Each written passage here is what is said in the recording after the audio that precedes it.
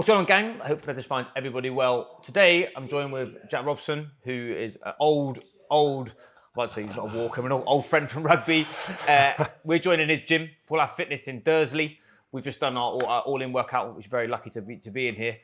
Today's conversation, what we're going to go, we always talked around performance with a purpose, and what we're going to, I would like Jack to elaborate on his story from a rugby player now to a business owner, and sort of his sort of endeavours in relation to coach education and what Full Life Fitness means and what it's about to do. I'll hand over to you. Cheers, man. I met you playing rugby, didn't I? What were we, 16? 16. Keep them stories there. Yeah, we'll leave that there. And yeah, for me, really, it was rugby was everything was rugby. Like, I have the coaches in the industry, I suppose. Of course. Everything's rugby until it's not rugby. Yeah. And then you've got to figure out what you're going to do, right? And actually, for me, it sounds poor to say, because everyone else's narrative is like, I want to help people, I want to do this and that. I actually thought I'd be good at this. Yeah. Like, No, for genuinely, sure. and it's like, without being disingenuous, it's like, what could I be good at? Yeah. And this was it. And so I've been in the industry for 13, just coming up 14 years now. So when rugby wasn't working out, this was the go-to. Did the old PT in person when that was still a thing. 1,000,000 hours a week. Yeah. Which was wicked. And yeah, it's a long journey, but you like one-to-one coaching takes you different avenues, right? So like you go down that pursuit of wanting to train athletes, which you kind of Same thing. For me, that was like it was a hard avenue to trace. It's a bit of a niche, isn't it? Yeah. And really what sort of resonated for me was that having an athletic background, that ability to give a proper foundation of S&C to my mum. General population. My mum's friend. Do you know what I mean? Those people who are like, I think they're sold short by the industry because they're not looked at as athletes. Like, they're just palmed off as, absolutely. Cool, man. well, you can just do a bit of this, which I just thought was bullshit, really. It's poor, isn't it? So that was where Full Life Fitness came about. It was like, how can we have a strong underpinning principles of S&C and deliver them to Gen Pop clients? Massive. And it was cool. You think you're going to work with athletes, and then you don't. You work with menopausal women. Yeah, that's really. But still, I think taking a step back, and from what our audience it would be good to explore.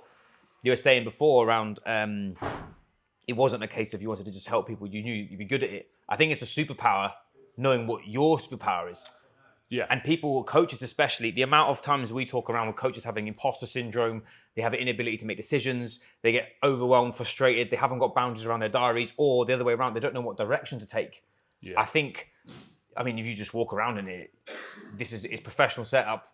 And like you said, strength and conditioning is high performance. Now, being able to funnel that into something and make a decision quickly means that you've suddenly grown from here to now. You guys have got a team. You've got lots going on. You're educating and you're working with some of the best in the industry.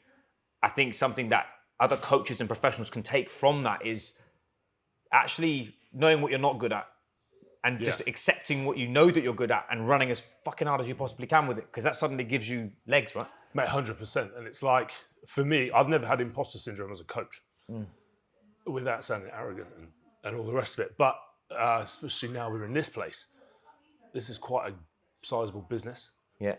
And then it's like, I don't know what the fuck I'm doing. But if you want to be a high performer, you reach out, right? So like, I reached out and I have help with that. Yeah. And now, we run a wicked business, but it means I can invest my time. Like, we view everyone who comes in here as a high performer. If you're a mum, you're a high performer. 100%. If you're a student, you need to be a high performer to some degree, right? So to deliver that, without me having to sort of get lost in the business side of things, I almost outsource that a little bit. And then that allows me to spend my time educating the coaches who work here.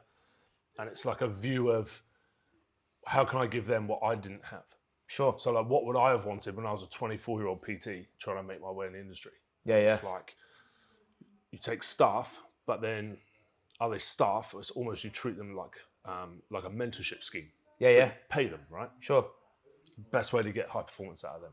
100%. I think is very much undervalued in our industry as well, of actually treating young coaches as professionals. Something that I'm actually speaking about in 2024 is about professionalism in our industry comes from an attitude.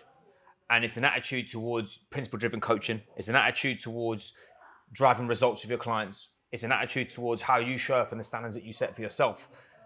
And again, we'll always come back to you can walk into a gym and you can feel it. And I know you from rugby pitch, and we've gone full retard on a pitch and done things and fought everybody and bled everywhere and done all the things that all that have built us as athletes.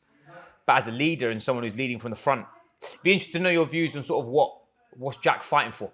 Because it's something that I talk around with coaches is to separate yourself and to have that, to elevate your standard. You have to have a little bit of a chip on your shoulder to want to fight for something. And it's not bloody, you have to be fighting for world peace. It's more, what would you say what's the full life fitness standard that you want to build, grow, and if someone wants to walk into the gym, feel? Do you want that from me or from Full Life Fitness? Both. From Full Life Fitness, it's impact.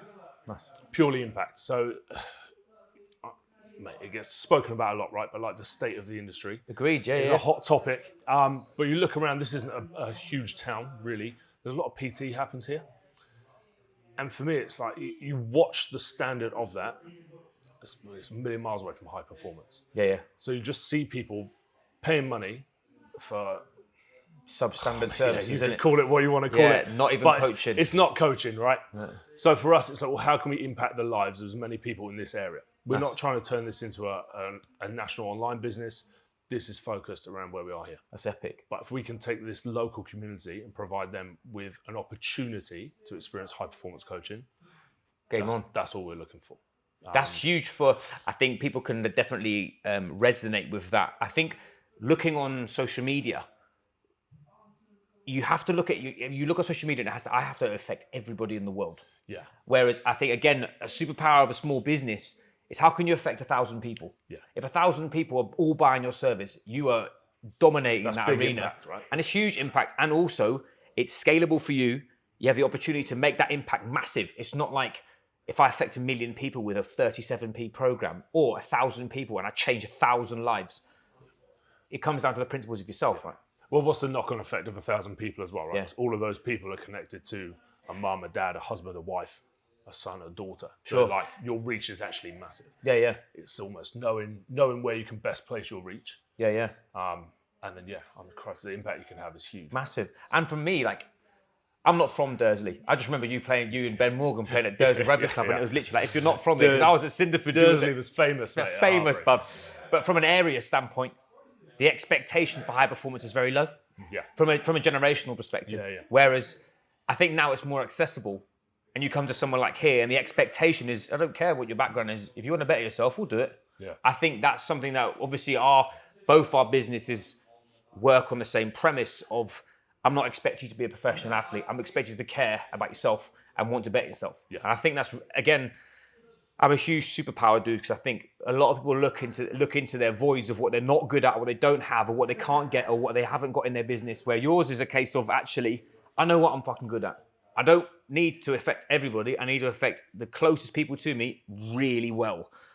And lastly, the people that are working close to me were on the same mission. Yeah. And that's how you build a tight-knit team. And I think it comes across as the mission of Full Life Fitness is to have huge amounts of impact.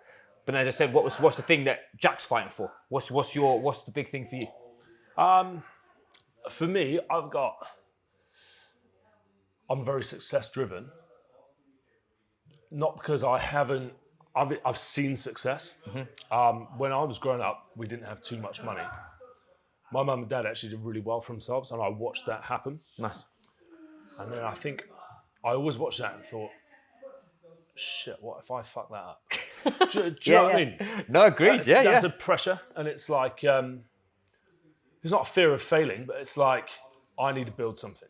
Yeah. Like, I need to build something, I need to have an impact. And that's not necessarily a financial something, but if I can impact the lives of loads of people and build something where actually we provide a job for 3 young coaches, 2 of them got kids, we put food on the table for their kids. Yeah. And we're educating them to be better coaches, better people. We then impact the lives of our clients. that for me is a big success, right? And that's kind of my stake that I can say, I've done my thing. Yeah. And that, mate, that's what I fight for. That's massive. No, again, you can feel it. And I think for the people that view this, people that view the YouTube channel are mainly professionals, ex-athletes. Yeah. They're people that want to keep that athletic edge, but they also want the little nuggets of the high performance piece. And I think what the viewers will hopefully take away from this is being decisive on what you're good at, being decisive on what you want, but being decisive about what you don't want. It sounds super fucking easy to just say it, but you live. I feel like, again, I know you, so I'm lucky I can say I know you do that. Yeah. But for viewers who are looking in, one thing that if from a perspective standpoint, I'm going to ask this to everybody: is what does performance with a purpose mean to you? And for somebody who wants to perform better, what would you tell them to do? Say no. Obviously, the biggest thing I think you can do is say no to stuff. Yeah. If you want to perform well, you've got to be able to say no. Yeah. Very difficult. You've got to pick those things that are like what's going to impact you and what's going to push the boat forward. Yeah. If it's not, you've got to say no to it. Sure. That do more for you than trying to do more stuff. Yeah, nice. Say no to more things. Epic.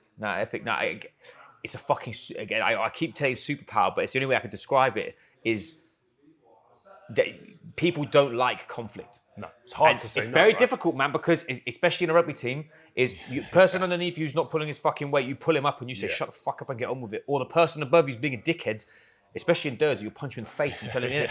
Whereas I think knowing that and being able to do that, and it's difficult to articulate that. When we talk, I do trainings around leadership and stuff, and a huge one is about the art of communication, because communication is a bastardized word, especially in rugby. Everything's fucking communication. But when you can understand how to communicate your message, how to communicate the reasons for what you're doing, and also communicate the reasons why you shouldn't be fucking doing it, I think that's massive. Yeah. Now, thank you very much, Matt. I think this series is built for, I want to give businesses like this the voice that they deserve, and to show people that actually true performance is not just globalized brands. It is about people like you that are fighting for not fighting for the little man, but fighting for the mighty Dursley, mate. So, yeah, the mighty Dursley. The mighty Dursley. If anybody is in the local area, Gloucestershire area, where would people find you and follow you?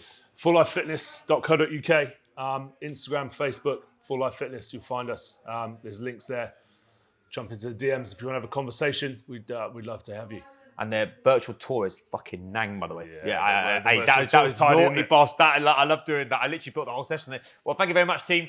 I hope that was very informative. If you have any questions in relation to, as I said, entrepreneurialism, leadership, or if you want to, as I said, if you're in Dursley, you want to get smashed about by him, more than happy to. I'm sure I can introduce you or sign the DMs, and I appreciate it. Mate, fucking legend for having us. I think you've got left some souls in the gym. Some of the boys still gone.